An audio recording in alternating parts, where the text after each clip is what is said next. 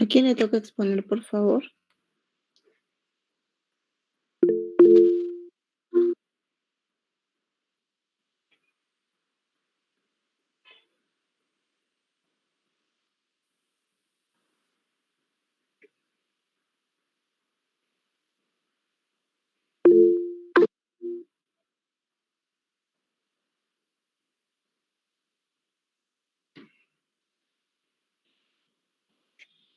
A ver, si me podrían responder a quién le toca exponer, por favor.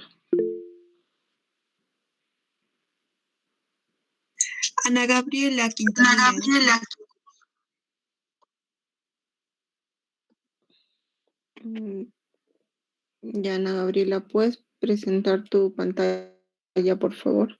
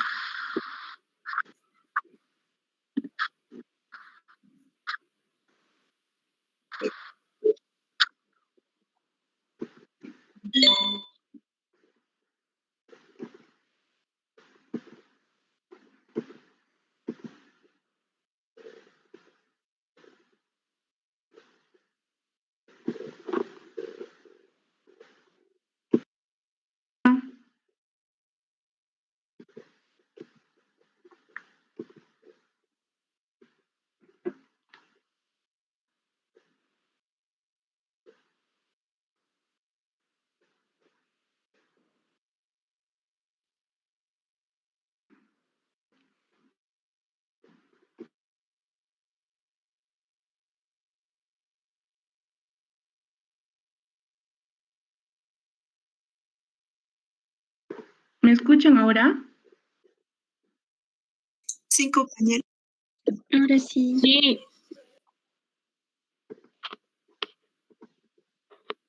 Ya, doctora, voy a empezar de una vez.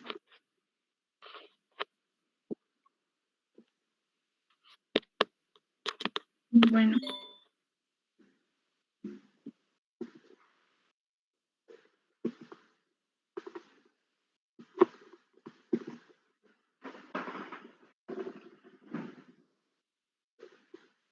Ya, se está viendo las diapositivas, ¿no?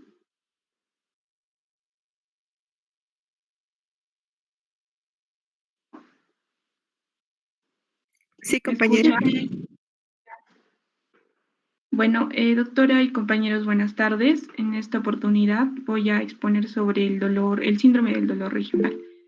Los temas que vamos a ver es la clasificación, la estructura de las articulaciones, el enfoque diagnóstico y finalmente los síndromes de dolor regional. Y vamos a ver los diferentes tipos que hay, ¿no? Del dolor periarticular, articular y el referido y las diferencias que hay entre ellos. Primero, vamos a definir una articulación como una estructura que sirve de unión para dos huesos adyacentes. Las articulaciones se pueden clasificar según primero su composición y su morfología. Dentro de estas podemos encontrar a las sólidas y a las sinoviales. También según su función o movimiento, las articulaciones pueden clasificarse en sinartrósicas, anfiartrósicas y diartrósicas. Dentro de las articulaciones sólidas, estas son conexiones entre dos huesos en las cuales las superficies de estos huesos están unidos entre sí, ya sea por un tejido conjuntivo fibroso o cartilaginoso. La movilidad entre estas es muy restringida o a veces es mínima.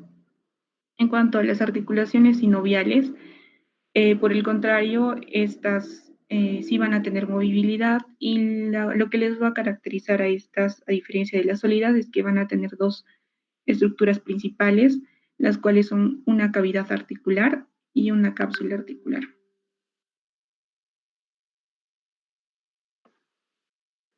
Ya. Las articulaciones sólidas, a su vez, pueden ser de tipo fibrosas o cartilaginosas.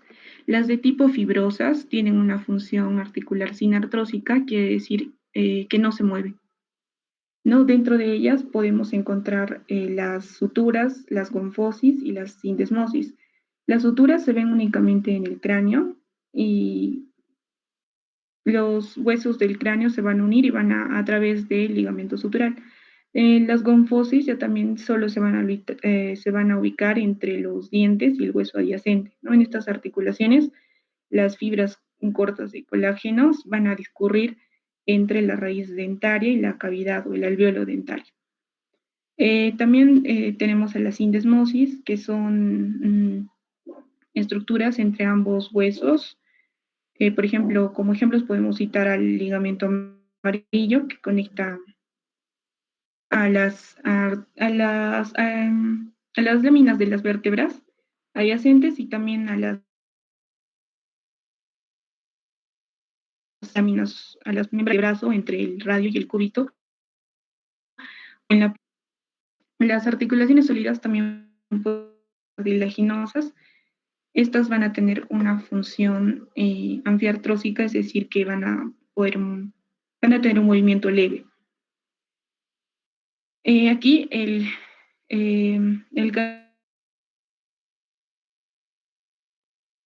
va a separar las superficies articulares entre los huesos adyacentes y esto va a hacer que aumente la flexión, que permita un leve movimiento, ¿no? Y lo que le va a dar su función de artrósica. Dentro de estas tenemos principalmente la sincondrosis y a la sínfisis. En la sincondrosis van a aparecer en donde dos centros de osificación de un hueso va a estar en desarrollo y van a permanecer separados por una capa de cartílago. Por ejemplo, como se ve en la imagen, el cartílago de crecimiento entre la epífisis y la diáfisis de los huesos, sobre todo que están en crecimiento. En la sínfisis surgen donde dos huesos separados se van a interconectar y estos mayormente van a estar a nivel de la línea media. La sínfisis del pubis entre los dos huesos coxales, también los discos intervertebrales y en las uniones costocondrales también. Las articulaciones sinoviales también pueden dividirse en silla de montar o en deslizante. Bueno, ahora no es necesario describir cada una de ellas porque el tema en central es otro. Ahora sí, en lo que es respecto a la estructura articular, vamos a describir principalmente las articulaciones sinoviales porque estas hay en mayor cantidad en el cuerpo. La capacidad de movimiento va a tener dos componentes importantes. El primero es el cartílago hialino o cartílago articular y la cápsula articular. En la primera, en el cartílago hialino, este cartílago va a cubrir las superficies óseas. Va a cubrir las superficies óseas, va a tener una característica lisa, el color va a ser blanco azulado y con un espesor de 2 a 4 milímetros. Este va a ser el cartílago característica que es avascular, por tanto, su nutrición va a ser a partir de la difusión pasiva entre lo que va a venir, ¿no? Desde el líquido sinovial o también puede ser desde el hueso subcondral en caso el hueso esté en crecimiento. Otra característica es que no va a tener inervación, por tanto no va a haber en esta estructura percepción del dolor. Dentro de lo que es la cápsula articular, se va a dividir en dos membranas. Una es la membrana sinovial interna y la membrana fibrosa externa.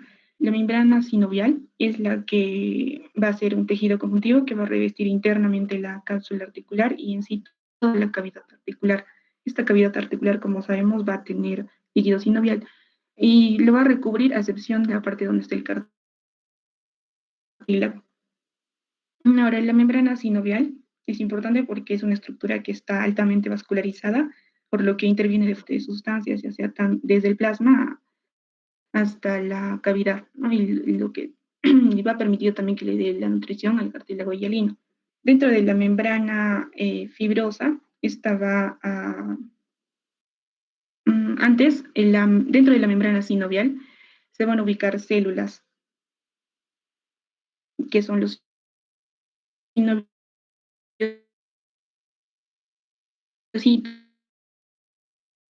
estos tipo B, van a ser células a manera de fibroblastos que van a ser membrana fibrosa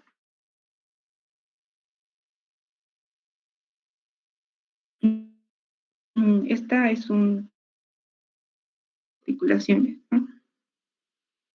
Ahora, aparte de estas dos estructuras, hay otras estructuras que están asociadas a las articulaciones sinoviales. Podemos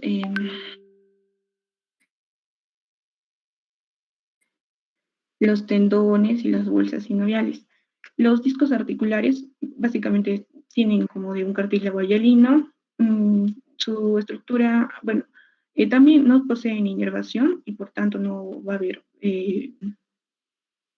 recepción del dolor, y su función principal va a ser de dar estabilidad una vez más y soportar la carga, y también aumentar el rango de movimiento de las grasas.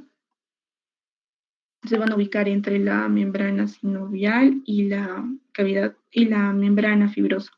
Estas van a salir y entrar de estas zonas a medida que se van produciendo los movimientos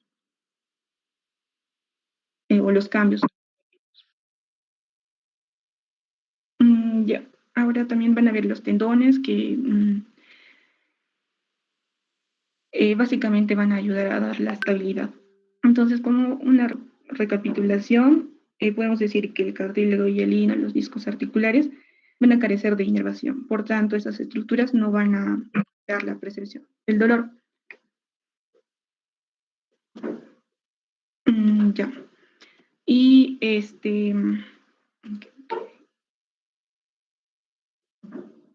y van a haber otras estructuras que sí van a tener receptores del dolor, y estas son es el hueso, la membrana sinovial, la cápsula articular, los nervios, el músculo, ¿no? Bueno, siguiendo, dentro de lo que es el enfoque diagnóstico, sabemos que un enfoque diagnóstico de cada dentro del interrogatorio,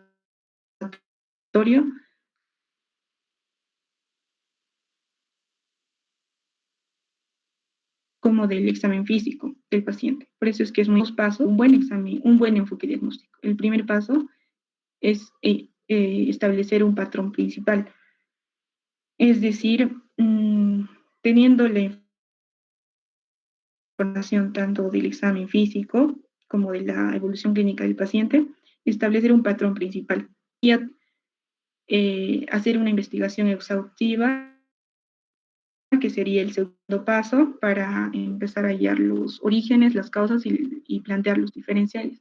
En esta imagen vemos algunos patrones principales, como son el síndrome, dolor generalizado, el dolor regional, el síndrome lumbar cervical, los síndromes sistémicos y los síndromes musculares. En el dolor regional. Bueno, ya, el dolor regional puede afectar solamente a una área musculoesquelética, como un hombro, una mano, una rodilla, una ubicación puntual, o también puede presentarse en varias regiones distintas simultáneamente, como en el caso de la polimialgia reumática o el dolor radicular. El dolor regional también puede ser de carácter periarticular, articular, neuropático o irradiado. Vamos a ver cada una de estas. Primero, en el dolor en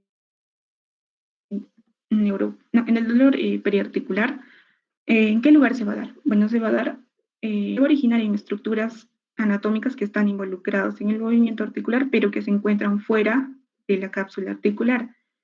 Dentro de estas se puede dar en el tendón, en las bolas sinoviales, en los ligamentos extraarticulares, en los músculos, en los huesos, en los nervios y en la piel. Algunos un dolor articular. Tenemos a las entesopatías o a las entesitis. Pueden ocurrir de forma aislada, a consecutismo, o a veces no tener una causa aparente. Ahora, en el caso de las entesopatías sean recurrentes y refractarias, tenemos que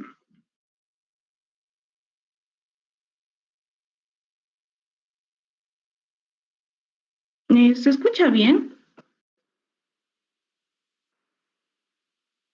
Se escucha entrecortado. Hola.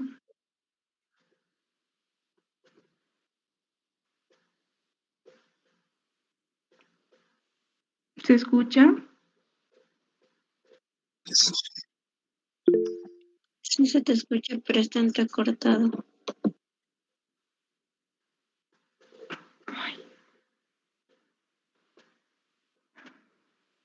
A ver, voy a volver a conectarme un momentito, por favor.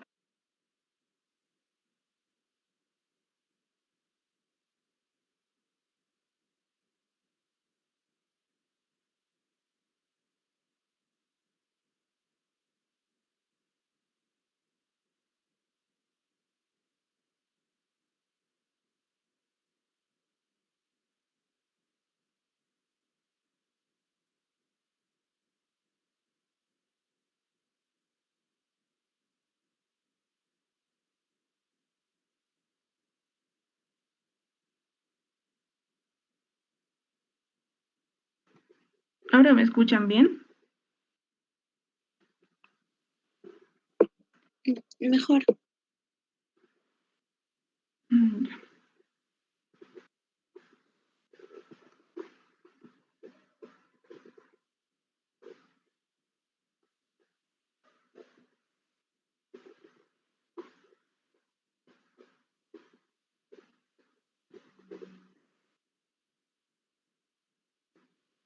Ya, bueno, voy a empezar de nuevo con el dolor periarticular. Les había... A ver, ¿sí se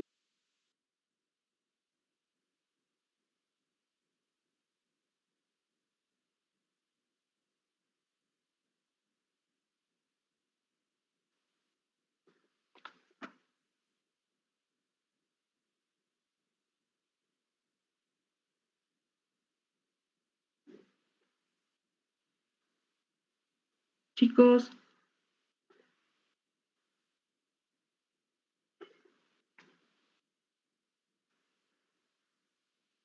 Sí se te escucha, Ana.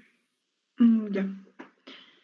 Ya, el dolor periarticular se va a originar en estructuras, como ya les había mencionado, en estructuras anatómicas que van a comprometer a la articulación, pero el dolor va a estar por fuera, o bueno, la lesión va a estar por fuera de la cápsula articular.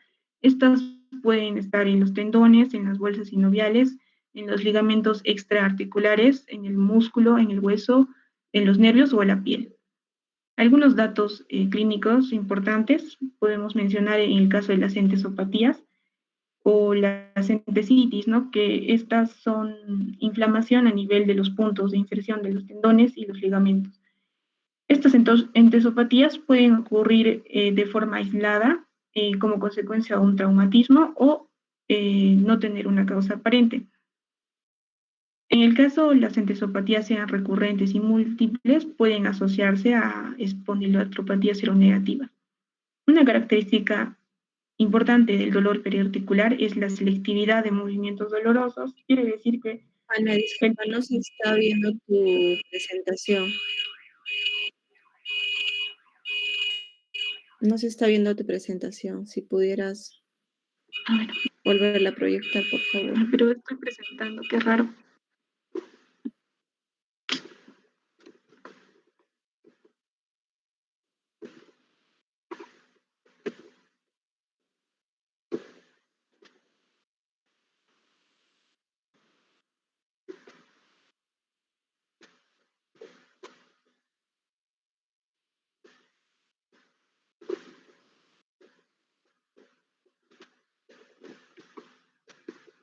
¿Se logra ver ahora? Sí se ve. Ya, y ahora sí. Les había hablado, me quedé en la selectividad de los movimientos dolorosos. Significa que el dolor va a ser provocado o va a ser empeorado por movimientos específicos, ¿no? Que van a involucrar o van a comprimir la estructura que está siendo afectada. Ahora, el ritmo del dolor periarticular, este tiende a ser mecánico, es decir, que empeora con el movimiento y se va a aliviar con el reposo. Esto va a ser frecuentemente no es absoluto en todos los casos porque también hay dolor inflamatorio en el dolor periarticular. Otra pista al interrogatorio que nos puede dar el paciente es que cuando el dolor empeora en posiciones que inducen una compresión de esa estructura que está afectada, por ejemplo, ¿no? El aumento del dolor al acostarse sobre un hombro, en el caso de una tendinitis, el manguito de los rotadores, o en el muslo, cuando uno se acuesta lateralmente, hay dolor en el muslo en una bursitis trochanteriana. También el paciente va a sentir dolor al movimiento activo, pero no va a pasar esto con el movimiento pasivo. Eso es una característica también importante. Ahora, los movimientos contra resistencia que involucran la estructura periarticular también va a causar un dolor intenso. En el dolor periarticular en realidad no es común que haya hinchazón, que haya calor, eritema o enrojecimiento. No se observa generalmente, pero en caso de que haya una inflamación aguda en la superficie, por ejemplo en la bursitis o a nivel de la piel, estos signos sí pueden estar presentes. Otra cosa es que el movimiento tampoco va a haber crépitos de la articulación, como sí en el dolor articular. Bueno, en esta tabla podemos ver algunas patologías periarticulares más comunes. Por ejemplo, en el hombro tenemos la tendinitis del manguito de los rotadores. En el predominio va a ser, el dolor va a ser nocturno generalmente y va a ser agravado a través de la elevación del brazo. También tenemos la tendinitis del bicipital, que se va a dar el dolor en la cara anterior del hombro, que va a aumentar con la flexión del codo contra resistencia, ¿no? Como les mencioné, los movimientos contra resistencia en la patología periarticular, el paciente va a sentir dolor, ¿no? En estos movimientos contra resistencia. En el codo, la epicondilitis también muy común, la epitrocleitis, en la muñeca y la mano, la tenosinovitis de Kerbein, el dedo en gatillo, la contractura de Dupuytren, la trochanteritis, la bursitis prepatelar, la bursitis anserina, la tendinitis de Aquiles o la fascia plantar. En realidad estos son ejemplos de patología periarticular, los más comunes. Ahora, el dolor articular ya también se va a dar en lugares que van a estar conformados dentro o que van a abarcar, ¿no? Internamente la cápsula articular. Estos son los huesos yuxtaarticulares, que se van a encontrar adyacentes a la articulación, los ligamentos intraarticulares, y el otro eran los extraarticulares, también por la inflamación o el aumento del líquido sinovial, la inflamación, la afección de la membrana sinovial y de la cápsula articular. Los datos clínicos que nos van a orientar al diagnóstico va a ser que, bueno, el dolor articular puede ser crónico. Cuando es crónico, generalmente el dolor articular, el paciente suele presentar deformación en la articulación o también agrandamiento óseo. Este dolor a menudo es difuso. El paciente lo va a referir como un dolor sordo, pungente, ¿no? A diferencia del dolor periarticular, que es más puntual. También otra característica importante que lo va a diferenciar del periarticular es que en el dolor articular, el paciente va a sentir tanto la movilidad activa como la movilidad pasiva, ¿no? Y esto es una característica importante. Ahora, los movimientos resistidos, ya también en este caso, no van a agravar tanto el dolor, ¿no? En el paciente, ya que sobre todo la articulación no se va a mover con estas maniobras. También este dolor articular puede tener como resultado el deterioro físico del paciente, la cojera, la restricción de movimientos, la pérdida de fuerza, y a diferencia del dolor periarticular, este dolor articular puede estar caracterizado por hinchazón, signos de inflamación, enrojecimiento, puede haber crépitos, derrames, deformidad.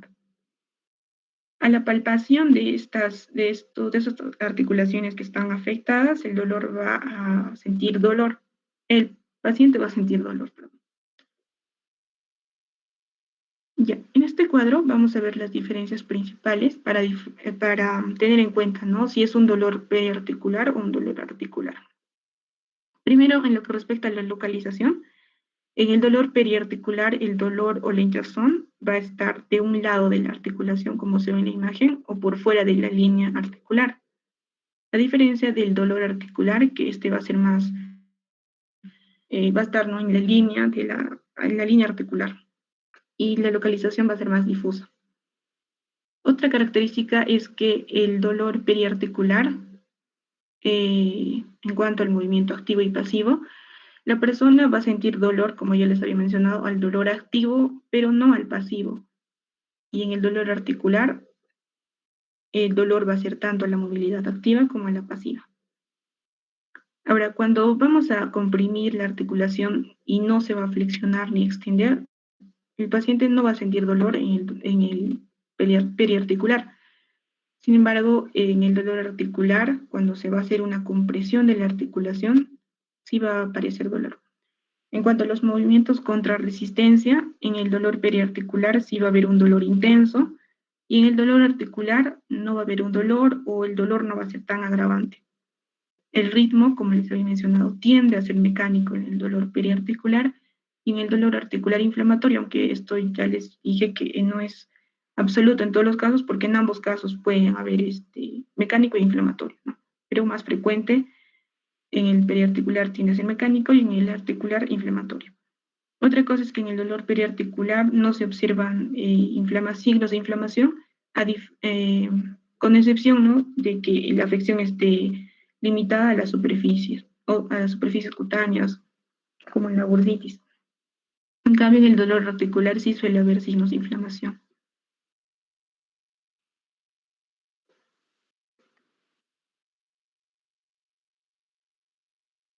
Ya. Compañera, ¿usted está escuchando y se ve normal? Sí, Ya. Ahora acá hay una imagen sobre el dolor periarticular, como les había mencionado, no es típico que encontremos signos de inflamación, pero cuando va a estar afectado superficialmente, como en este caso una bursitis, sí puede haber estos signos.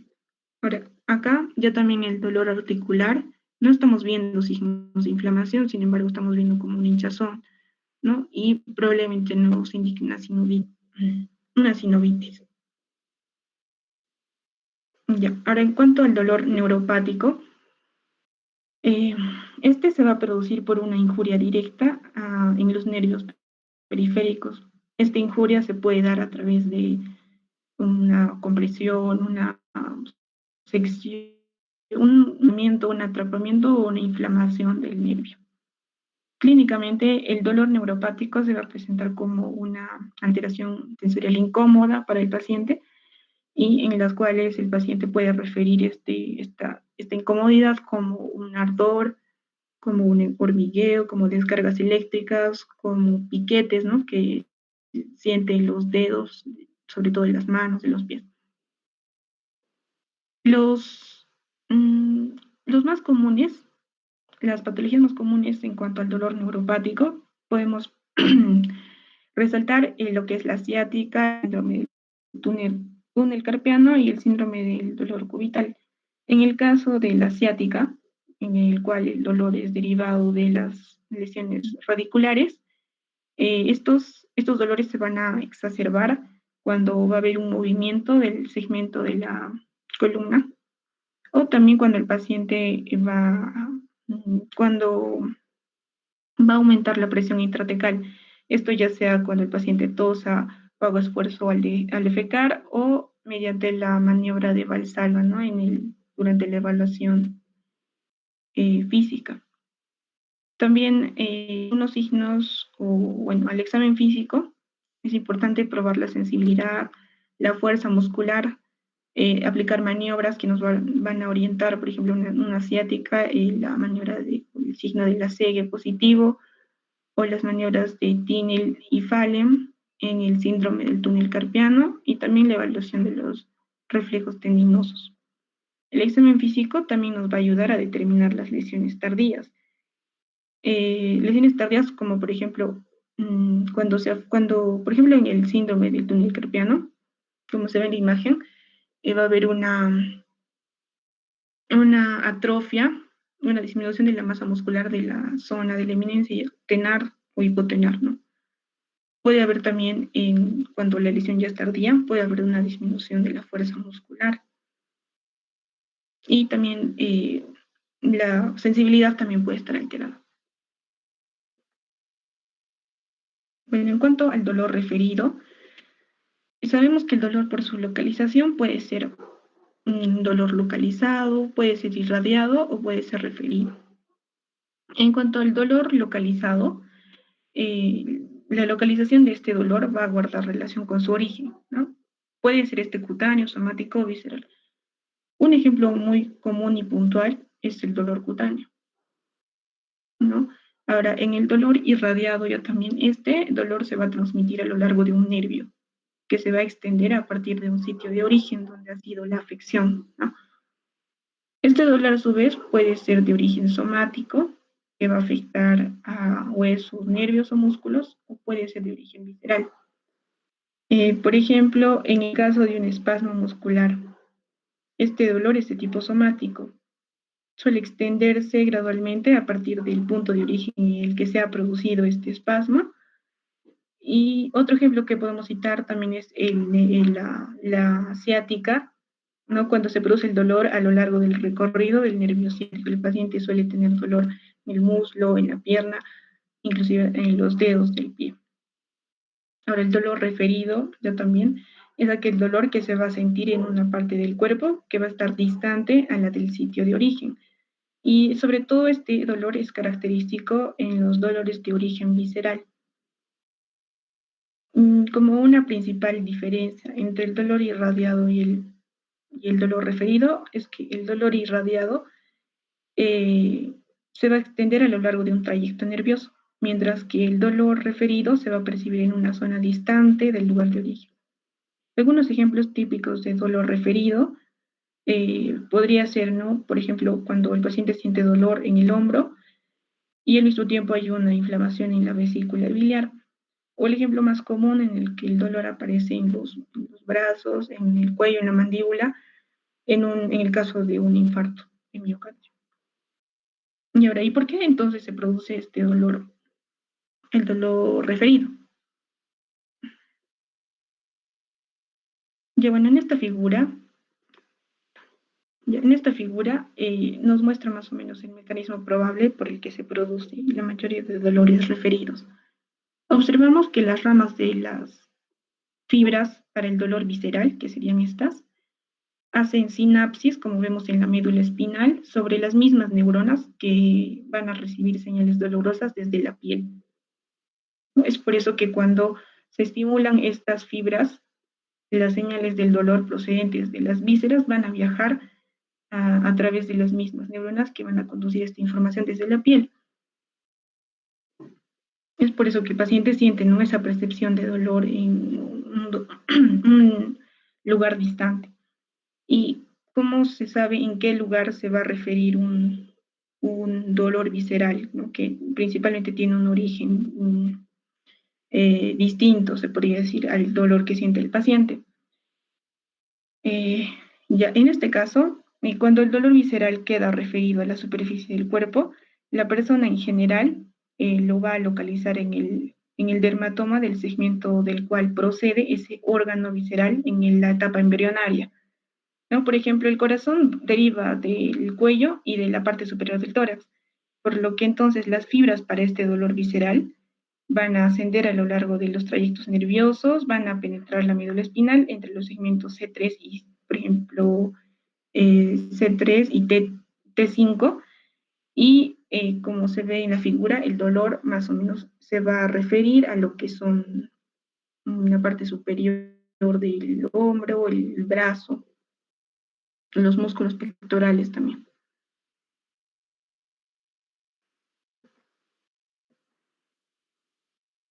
Ya, bueno, acá tenemos un cuadro que va a diferenciar los 4 tipos de dolores. Primero el dolor periarticular, el dolor articular, neuropático y referido. Ya bueno, en la consulta, en el dolor periarticular, el dolor se va a dar con movimientos específicos que el paciente va a realizar. En cambio, el dolor articular va a ser, el paciente va a sentir dolor en todo movimiento.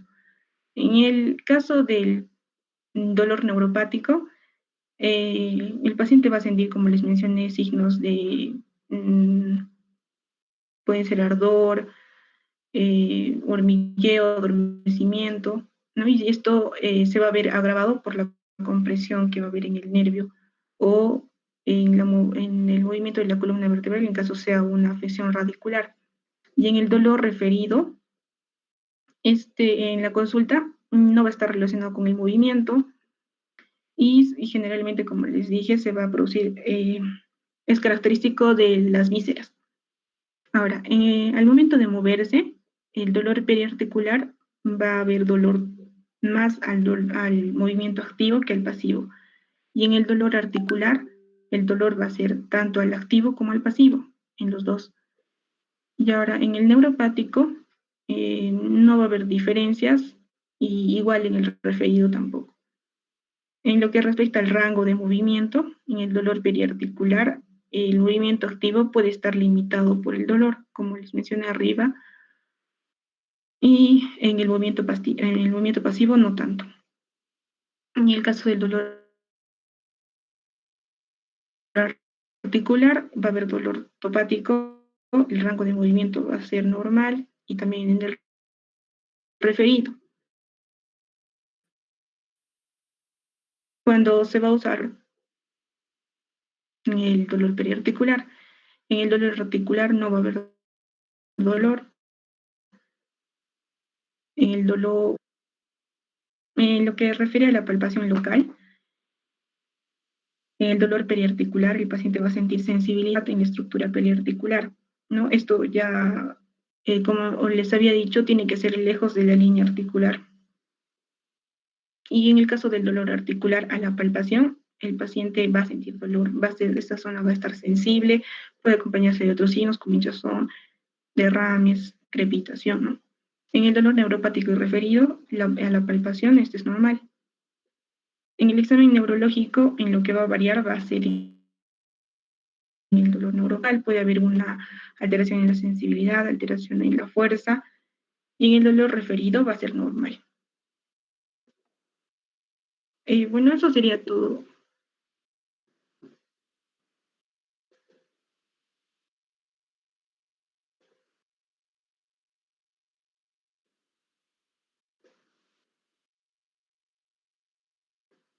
Doctora, de una vez presento el video.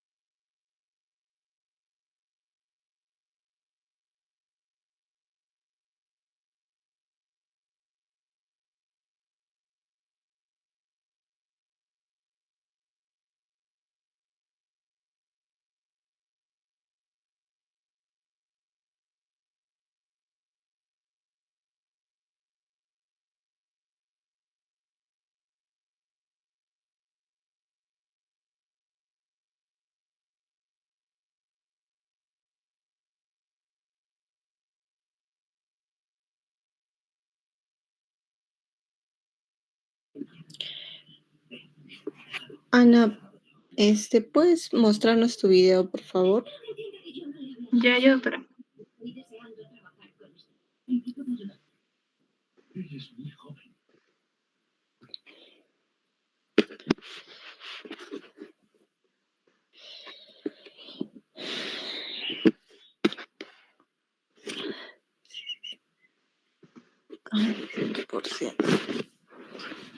Ya, ¿se logra ver? Ah, no, no, no.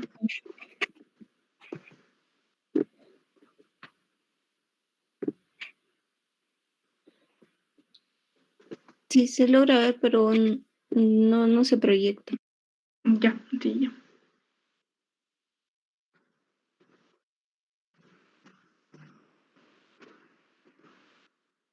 Ya. Ahora sí se ve, ¿verdad? Sí, ahora sí se ve. Ya. ¿Y se escucha también?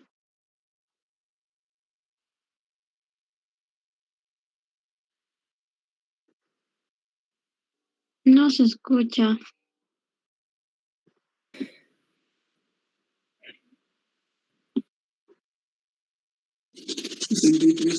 Y dígame, ¿a qué usted se dedica? Yo soy conductor. Ya se escucha, ya.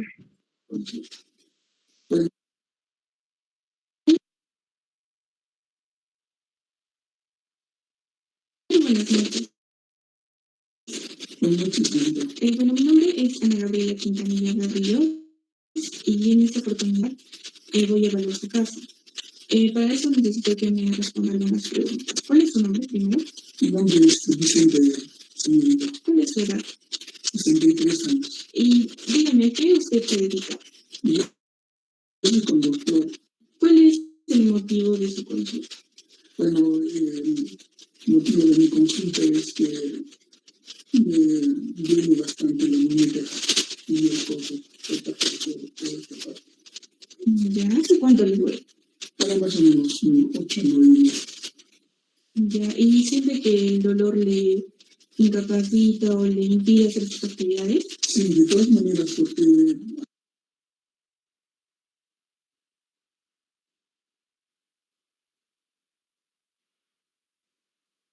al realizar mi trabajo resulta muy adolorido todo mi brazo. ¿Y hay algún otro lugar en el que sienta alguna otra molestia? La parte de los dedos me producen unos hormigueos al final de mi trabajo. ¿Y en qué dedos específicamente me puede ayudar? 4 dedos. ¿Usted siente que en algún momento del día estos dolores se hacen más fuertes, tal vez más intensos?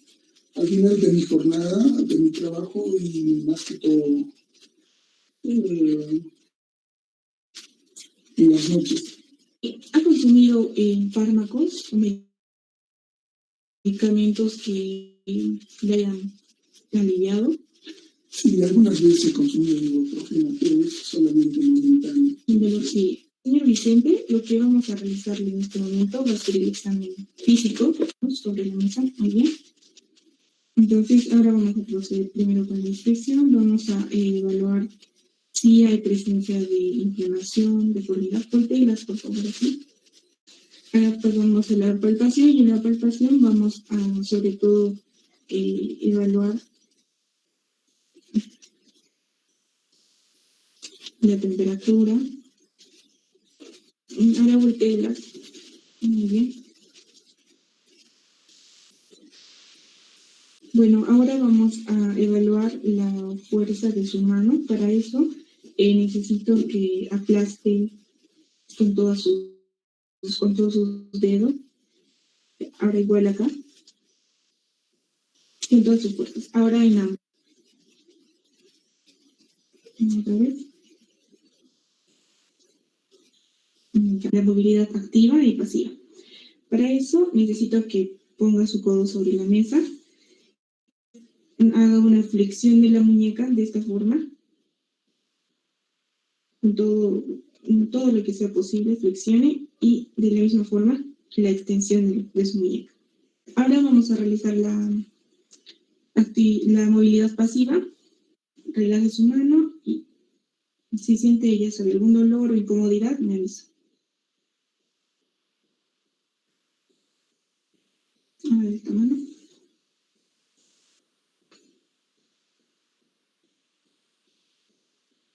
la prueba de Fallen, que va a consistir en que usted tiene que hacer flexión de sus muñecas, de ambas muñecas de esta forma, y si en algún momento siente dolor, de la maniobra de Tinel. Bueno, para eso necesito que ponga su mano, muy bien. Ya.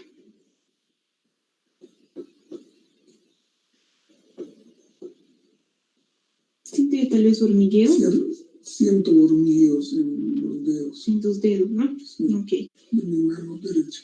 Bueno, señor Vicente, al parecer lo que usted tiene es el síndrome del túnel carpiano. Le voy a explicar en qué consiste. El síndrome del túnel carpiano es una afección que se da a nivel de la muñeca, específicamente en el túnel carpiano, por donde discurren varias estructuras como son tendones, ¿ya? Y entre estas estructuras también discurre el nervio, es el nervio mediano. Entonces, cuando alguna de estas estructuras que le mencioné se infla por algún motivo o hay un agrandamiento en el tamaño, entonces produce como un atrapamiento o una compresión de ese nervio. Esa compresión, por esa presión que está viendo en ese nervio, es que usted siente los síntomas, ¿no? Como los hormigueos en la mano o o siente dolor, ¿no?, en el brazo a través del recorrido del nervio. En resumen, se trata de un paciente varón de 63 años, el cual acude a consulta por dolor en muñeca, antebrazo y codo. Asimismo, refiere adormecimiento de los 4 primeros dedos de la mano. Estos dolores se intensifican durante la noche y durante el día les son limitantes para sus actividades.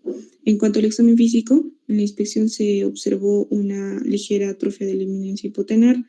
A la palpación no hubo datos importantes y al movimiento activo y pasivo, el paciente mostró dolor al movimiento activo, más no al pasivo.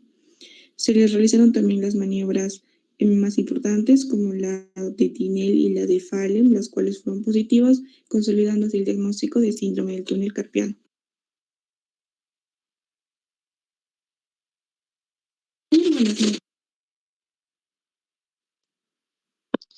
Ok, Ana Gabriela, gracias. A ver, todavía nos queda un tiempecito para poder presentar el tema del video de hombro para avanzar, porque el día lunes nos toca dos temas y para hacer algunos alcances. Es que 5 minutitos para que nos presente el video su compañero. Ya, ok, doctora. Le voy a presentar.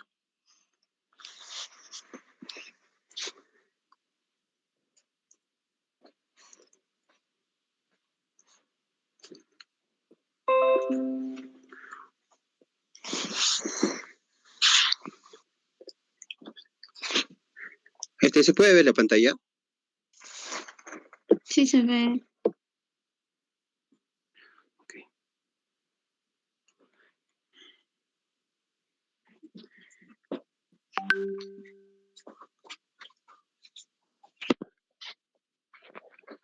Ok, se puede ver, ¿verdad? Sí, sí se Sí se observa. ve, ¿verdad? Ok.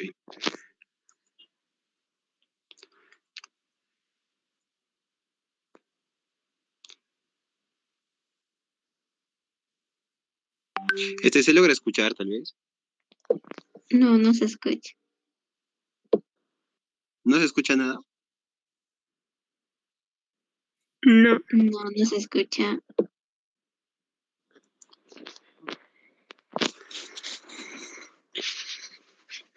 Ay, no sé cómo hacer esto.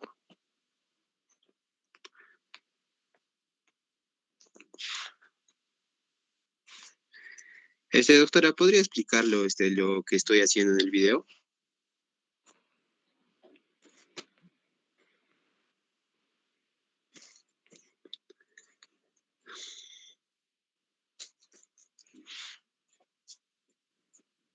Yo no estoy logrando ver tu video, solamente la pantalla, pero no, Sí, es que no sé no se si hay escucha. algún inconveniente con mi red o no sé, chicos, Pues, ¿están logrando ver el video de su compañero? Por mí no hay problema si ustedes lo ven. Sí, doctora, se puede observar Sí el se sonido. ve, solo que no se escucha, doctora.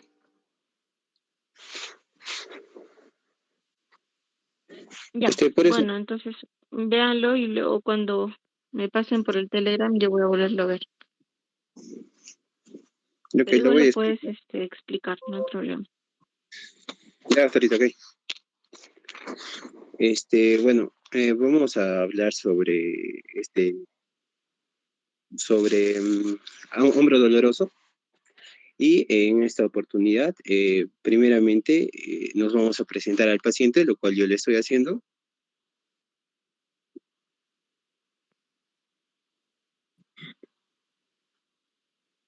Igualmente, la paciente se presenta.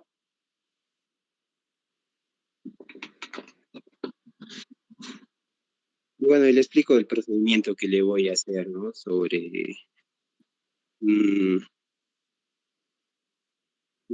palpación, movilidad y maniobras, ¿no? En cuanto a la articulación del hombro.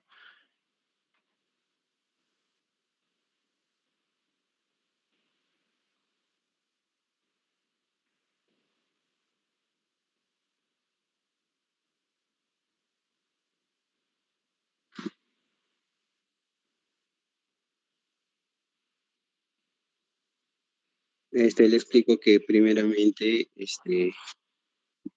voy a realizar inspección.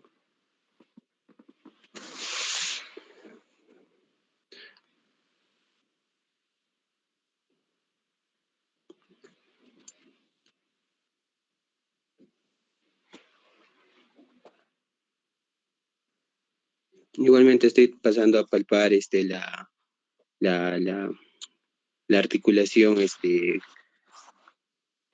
costoclavicular para pasar así a palpar la clavícula, la acromioclavicular, la articulación acromioclavicular y por último la articulación glenoidea, ¿no? O glenumeral. Igualmente del otro lado le estoy pasando a palpar para ver si es que hay alguna anomalía o algún dolor.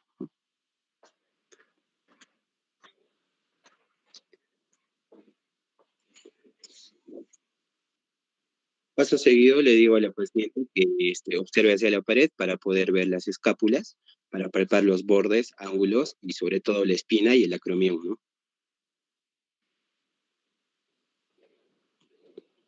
Ahí estoy palpando los ángulos.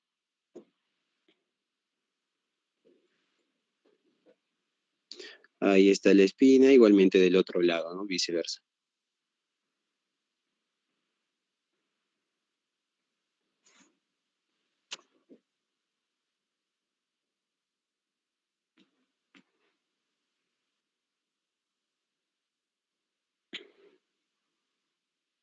En esta oportunidad vamos a ver los movimientos de la articulación. Y le digo que ponga las manos en la nuca con los codos tirando hacia atrás, ¿no? Esto nos va a favorecer a la abducción del hombro y la rotación externa con flexión del codo, ¿no?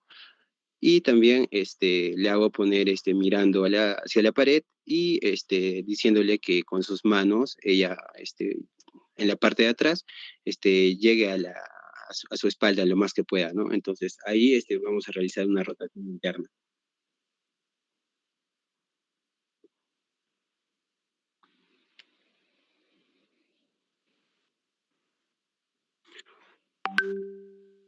Ahora le pido a la paciente que imite mis movimientos para ver flexión del hombro, extensión, abducción, aducción, rotación externa y rotación interna, ¿no?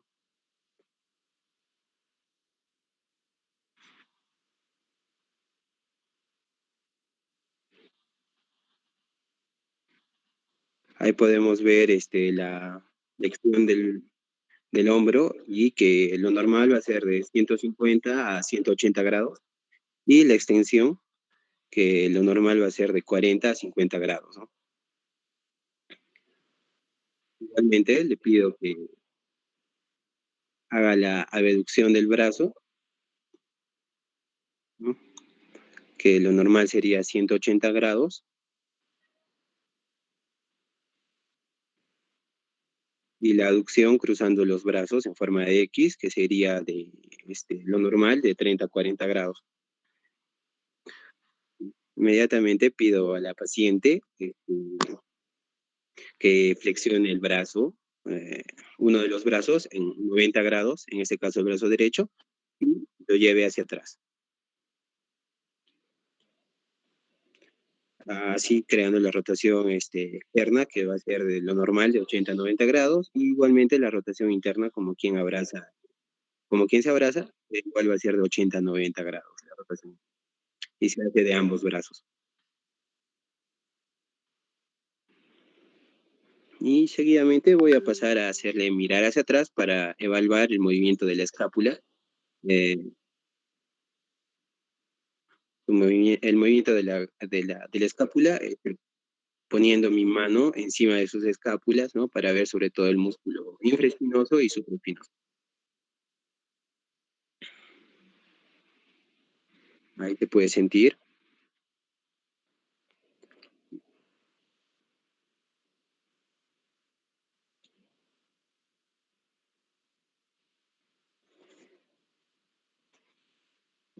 Bueno, ahora es algo importante no conocer que si es que al evaluarlo de los movimientos pasivos del hombro, ¿no? Para evaluar los movimientos pasivos del hombro, tenemos que ver si es que los movimientos activos revelan anomalías, ¿no? Si es que tal vez eh, si es que tal vez estos presentan dolor. Entonces, para ver prácticamente si es que los movimientos pasivos nos van a dar algo de dolor, entonces podemos pasar a evaluar los movimientos activos.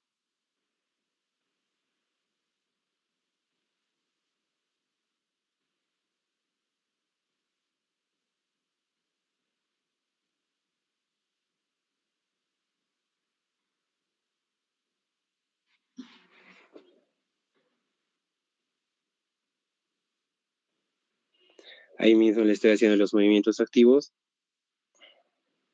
Pasivos, diré, los movimientos pasivos. Tanto flexión, extensión, abducción y aducción. Igualmente, rotación externa y rotación interna. Y ver si es que tiene alguna expresión de dolor. Igualmente se hace del otro brazo.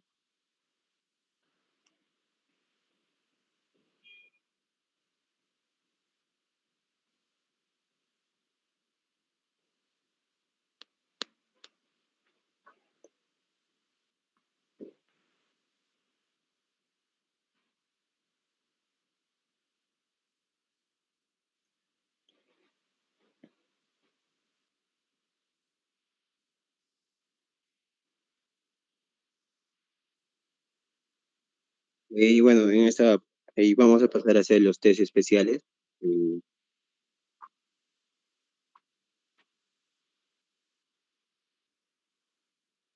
vamos a hacer la prueba de la lata vacía, ¿no?